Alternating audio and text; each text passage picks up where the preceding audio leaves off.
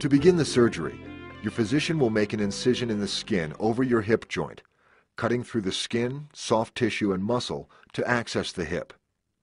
Once the hip is reached, the ball is dislocated from the socket and removed from the end of the femur with a saw. The socket, or acetabulum, is exposed. After measuring the size of the socket to guide accurate selection, the appropriate reamer, a cheese grater type device, is used to create a perfect hemispherical bone socket that matches the external shape of the acetabular cup. The cup is carefully positioned in the bony socket. This cup is held in place using a number of methods depending upon surgeon preference and your bone quality. These methods may include bone cement to hold the cup in place. Most cups are designed to allow bone to grow into the metal surface to hold the cup in place. These cups have a roughened or specially prepared surface, which is designed to allow ingrowth of bone into the metal itself.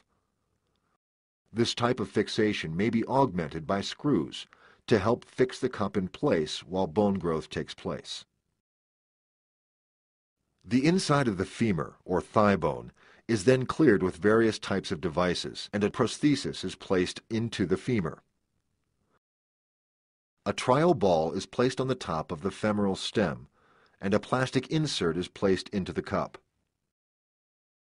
The hip joint is then articulated by placing the ball in the artificial socket.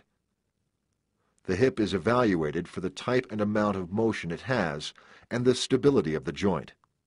That is, the inability of the ball to dislocate from the socket easily.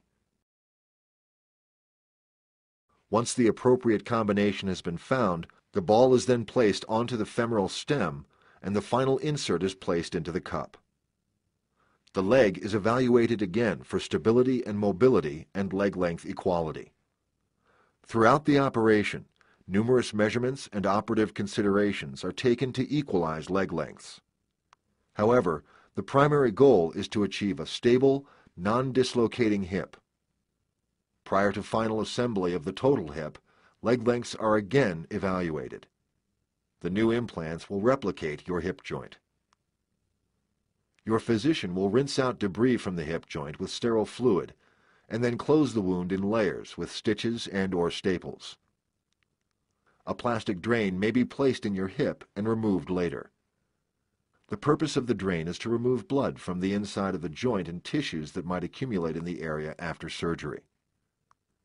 When you awaken from surgery, you will be in the recovery room.